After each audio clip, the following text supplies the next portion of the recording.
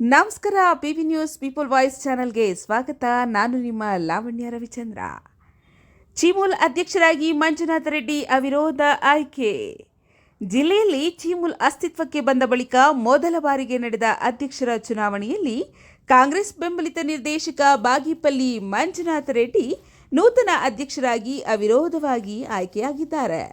ಚೀಮೂಲ್ ಕಚೇರಿಯಲ್ಲಿ ನಡೆದ ಚುನಾವಣೆಯಲ್ಲಿ ಅಧ್ಯಕ್ಷ ಸ್ಥಾನಕ್ಕೆ ಕಾಂಗ್ರೆಸ್ ವಿ ಮಂಜುನಾಥ ರೆಡ್ಡಿ ಹಾಗೂ ಎನ್ಡಿಎ ಅಭ್ಯರ್ಥಿಯಾಗಿ ಕೆವಿ ನಾಗರಾಜ್ ನಾಮಪತ್ರ ಸಲ್ಲಿಸಿದ್ರು. ಕೊನೆ ಕ್ಷಣದಲ್ಲಿ ಕೆವಿ ನಾಗರಾಜ್ ನಾಮಪತ್ರ ವಾಪಸ್ ಪಡೆದ ಹಿನ್ನೆಲೆಯಲ್ಲಿ ಬಿ ಮಂಜುನಾಥ ರೆಡ್ಡಿ ನೂತನ ಅಧ್ಯಕ್ಷರಾಗಿ ಆಯ್ಕೆಯಾದರು. ಇನ್ನು ಈ ಸಂದರ್ಭದಲ್ಲಿ ಕಾಂಗ್ರೆಸ್ ಬೆಂಬಲಿಗರು, ಮಂಜುನಾಥ ರೆಡ್ಡಿ ಅಭಿಮಾನಿಗಳು ಅವರನ್ನು ಅಭಿನಂದಿಸಿದರು.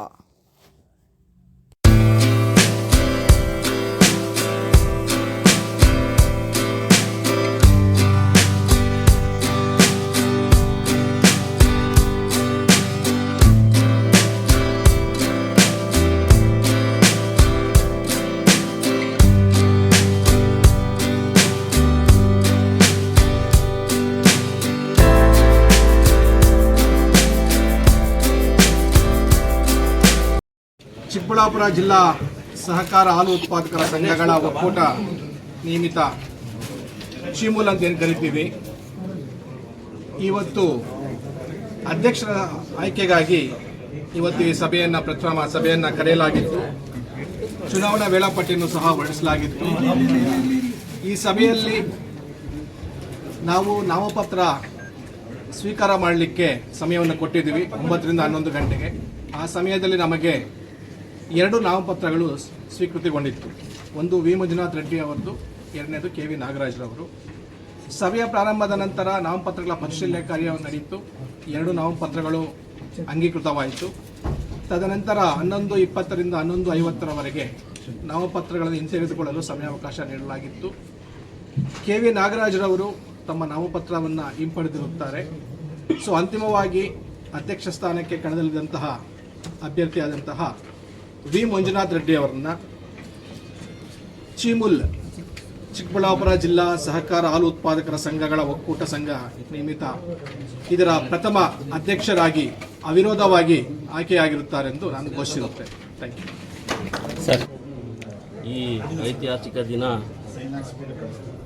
ನಮಗೆ ಒಂದು ಸವಾಲಾಗಿ ಪರಿಣಮಿಸಿತ್ತು. ಯಾಕೆಂದರೆ ಪತ್ರಿಕಾ ಮಿತ್ರರಿಗೆ ಗೊತ್ತಿದೆ ಬೈಫರ್ಗೇಷನ್ ಹೆಂಗಾಯಿತು, ಏನಾಯಿತು, ಅದರಿಂದ ಆವು ಹೋಗ್ಲಿ ಏನಾಗಿದೆ, ಕೋರ್ಟ್ ಕಚೇರಿಗಳೆಲ್ಲ ತಿರುಗಿ ಇವತ್ತಿನ ದಿವಸ 1ನೇ ತಾರೀಕು ಚುನಾವಣೆ ನಡೆದು ಎಲ್ಲರೂ ಒಂದು 13 ಜನ ನಾವು ಚುನಾಯಿತರಾಗಿದ್ದೀವಿ.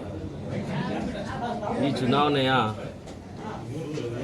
ಕಾವು ನಿಮಗೆ ಗೊತ್ತಿತ್ತು, ಕುತೂಹಲ ಕೂಡ ಇತ್ತು ನಿಮಗೆ, ಏನಾಗ್ತಾ ಇತ್ತು, ಏನಾಗುತ್ತೆ ಅದನ್ನು ನಾನು ವಿವರವಾಗಿ ಹೇಳೋ ಅವಶ್ಯಕತೆ ಇಲ್ಲ. ಈ ಅಧ್ಯಕ್ಷರ ಚುನಾವಣೆಗೆ ನಮ್ಮ ಸರ್ಕಾರದ ಮುಖ್ಯಮಂತ್ರಿಗಳಾದ ಸನ್ಮಾನ್ಯ ಸಿದ್ದರಾಮಯ್ಯ ಸಾಹೇಬರು, ಉಪಮುಖ್ಯಮಂತ್ರಿಗಳಾದ ಡಿ ಕೆ ಶಿವಕುಮಾರ್ ಸಾಹೇಬರು, ವಿಶೇಷವಾಗಿ ನಮ್ಮ ಜಿಲ್ಲಾ ಉಸ್ತುವಾರಿ ಸಚಿವರಾದ ಸುಧಾಕರ್ ಅಣ್ಣವರು ಮತ್ತು ನಮ್ಮ ಕ್ಷೇತ್ರದ ಶಾಸಕರು, ನೀವು ಆವಾಗಲೇ ಬರೆದಿದ್ದೀರ, ಪರಮಾಪ್ತರು ಅಂತ, ಸುಬ್ಬಾರೆಡ್ಡಿ ಅಣ್ಣವರು, ಪುಟ್ಟಸ್ವಾಮಿ ಗೌಡರು, ಪ್ರದೀಪ್ ಈಶ್ವರವರು, ಶಿವಶಂಕರ ರೆಡ್ಡಿಯವರು, ವಿಶೇಷವಾಗಿ ನನ್ನ ಕ್ಷೇತ್ರದ ಬಾಗೇಪಲ್ಲಿ ಕ್ಷೇತ್ರದ ಮತದಾರ ಪ್ರಭುಗಳು, ಅವರಿಗೆ ನನಗೆ ಈ ಚುನಾವಣೆ ನಿಮಗೂ ಗೊತ್ತಿದೆ, ಏನೋ ಚುನಾವಣೆ ನಡೆಯುತ್ತೆ ಅಂತ ನೀವು ಕುತೂಹಲದಿಂದ ನೋಡ್ತಾ ಇದ್ದರು. 2 ನಾಮಪತ್ರ ಸಲ್ಲಿಸಿದ್ರು ಕೆವಿ ನಾಗರಾಜ್ ಅವರು, ನಾನು.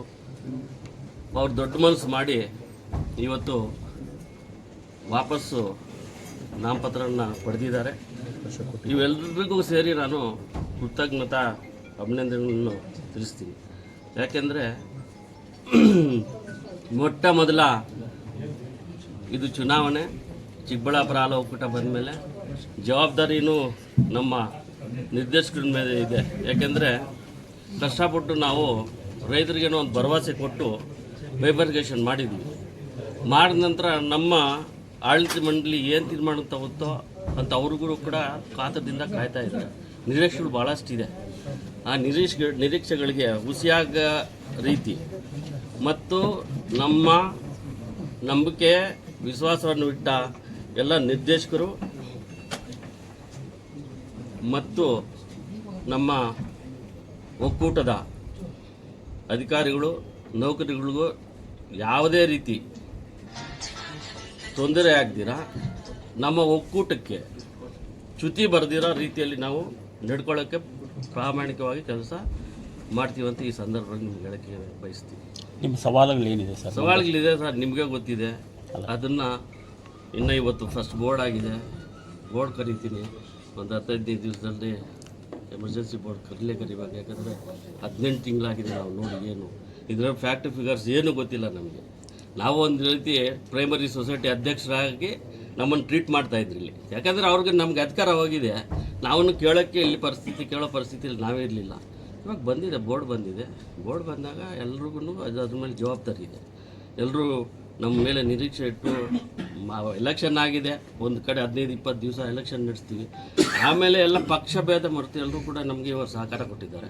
ಅವರೆಲ್ಲರೂ ಸಹಕಾರ ತಗೊಂಡು ಒಳ್ಳೆ ರೀತಿಯ ಒಂದು ಆಡಳಿತ ಕೊಟ್ಟು ರೈತರಿಗೆ ನ್ಯಾಯ ಒದಗಿಸಿಕೊಡೋ ಕೆಲಸ ನಾವು ಮಾಡ್ತೀವಿ ಅಂತ ನಿಮ್ಗೆ ಸರ್, ತೀವ್ರ ಹಣಾಹಣಿ ನಡುವೆ ಒಮ್ಮತದ ಅಭ್ಯರ್ಥಿಯಾಗಿ ಅಧ್ಯಕ್ಷರಾಗಿ ಆಯ್ಕೆಯಾಗಿದ್ದಾರೆ. ನಿಮ್ಮ ಗೆಲುವಿನ ಗುಟ್ಟೇನು ಸರ್?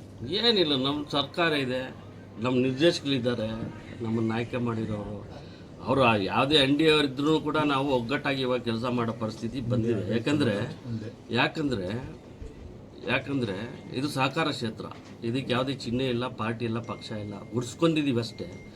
ಇದಕ್ಕೆ ಪಕ್ಷ ಭೇದ ಮರೆತು ನಾವು ಕೆಲಸ ಮಾಡಿದಾಗ ಮಾತ್ರ ರೈತರಿಗೆ ನ್ಯಾಯ ಒದಗಿಸೋ ಕೆಲಸ ಕೊಡೋಕ್ಕಾಗುತ್ತೆ. ನಾವು ಪಕ್ಷಗಳಿಗೆ ಕಟ್ಕೊಂಡು ನಾವು ಪ್ರತಿಷ್ಠೆಗೆ ಹೋದರೆ ನಾವೆಲ್ಲ ಭಾಳಾಗೋದು, ನಮ್ಮನ್ನು ನಂಬ್ಕೊಂಡಿರೋ ಬಡ ರೈತರು ಅನ್ಯಾಯ ಆಗ್ತಾರೆ. ಅದಕ್ಕೆ ಬಿಡೋದಿಲ್ಲ ಸರ್, ಮುಖ್ಯವಾಗಿ ಪ್ಯಾಕಿಂಗ್ ಯೂನಿಟ್ ಘಟಕ ಗುರುಗಳು ನಮ್ದಿರುತ್ತೆ. ನಮ್ಮ ಬೋರ್ಡ್ ತಗೊಂಡು ಎಲ್ಲರೂ ಸಹಕಾರ ತಗೊಂಡು ಏನು ಮಾಡಬೇಕು ಅಂತ ನಾವು ತೀರ್ಮಾನ ಮಾಡ್ತೀವಿ. ನಾನು ಒಬ್ಬನ ತೀರ್ಮಾನ ಸರ್, ಮುಖ್ಯವಾಗಿ ಪ್ಯಾಕಿಂಗ್ ಯೂನಿಟ್ ಆಗುತ್ತೆ. ನಾವು ಮುಂದಿನ ದಿನಗಳಲ್ಲಿ ನಿಮ್ಮನ್ನು ಕರೆದು ನಮ್ಗೆ ಏನು ಆಗೋಗ್ಲಿ, ನಮ್ದು ಏನಿದೆ, ನಾವು ನಮ್ಮ ಗುರಿ ಏನು, ನಮ್ಮ ನಿರೀಕ್ಷೆಗಳೇನು ಅಂತ ನಾವು ತಿಳಿಸ್ತೀವಿ. ಸರ್, ನಿಮ್ಮ ಪಕ್ಷದಲ್ಲೇ ಸಾಕಷ್ಟು ಸ್ಪರ್ಧಿಗಳಿದ್ರು, ಆಕಾಂಕ್ಷಿಗಳಿದ್ರು. ಎಲ್ಲ ನನ್ನ ಅಂತಂಬಂದ್ರೆ ನಾನು ಸಹಪಾಠಿಗಳೇ. ಇವತ್ತು ಅವರೇ ನನ್ನನ್ನು ಬಂದು ಇಲ್ಲಿ ಕೂಡಿಸಿದಾರಲ್ಲ, ಎಲ್ಲಿದೆ ಅದೇನು ಪೈಪೋಟಿ ಅಂತ ಏನಿಲ್ಲ. ಎಲ್ರಿಗೂ ಹಕ್ಕಿದೆ, ಕೇಳೋ ಹಕ್ಕಿದೆ. ಹೈಕಮಾಂಡ್ ಬಿಟ್ಟು ವಿಚಾರ ಅದನ್ನ ತೀರ್ಮಾನ ಅವ್ರು ತಗೊಂಡಿದ್ದಾರೆ. ಎಲ್ಲರೂ ಸಹಕಾರ ಮಾಡಿ ನಾನು ಇವತ್ತು ಇಲ್ಲಿ ಕೂಡಿಸಿದ್ದಾರೆ. ನಾನು ನಿಜವಾಗ್ಲೂ ಎಲ್ಲರೂ ಕೂಡ 13 ಜನ ಬೋರ್ಡ್ ಡೈರೆಕ್ಟರ್ಗಳು ನಾನು ಆಭಾರಿಯಾಗಿದ್ದೀನಿ. ವಿಶೇಷವಾಗಿ ನಮ್ಮ ಮತದಾರರು, ನಮ್ಮ ಕ್ಷೇತ್ರದ, ನಮ್ಮ ಬಾಗೇಪಲ್ಲಿ ತಾಲೂಕಿನ ಮುಖಂಡರು, ಕಾರ್ಯಕರ್ತರು.